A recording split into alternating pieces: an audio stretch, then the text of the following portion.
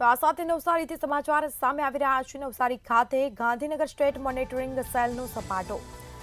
બોરિયાશ ટોલનાકા પાસેથી દારૂ ભરેલ આઈસર ઝડપી પાડવામાં આવ્યું છે।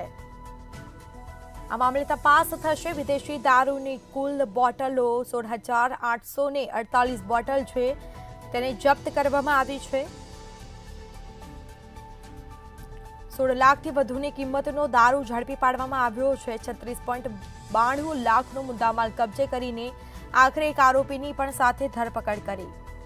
દારૂનો જથ્થો મોકલનાર અને મંગાવનારને વોન્ટેડ જાહેર કરાયા છે।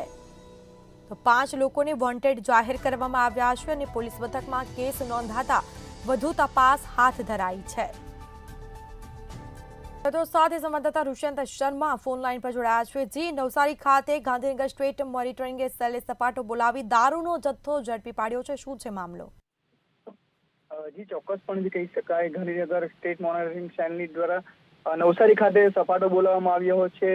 નવસારી નેશનલ નંબર હાઈવે 48 ઉપર જે ટોલ નાકો આવી છે, ટોલ નાકા પાસે ટેમ્પો ભરેલો દારૂ ઝડપી પાડવામાં આવ્યો છે। ખાસ કરીને જે દારૂની કિંમત જે જણાવવામાં આવે તો 16,84,000થી વધુનો મુદ્દામાલ છે। ખાસ કરીને ટેમ્પા સાથે કુલ મુદ્દામાલની જે વાત કરવામાં 36 લાખથી પણ વધુનો જે મુદ્દામાલ જપ્ત કરી દેવામાં આવ્યો છે।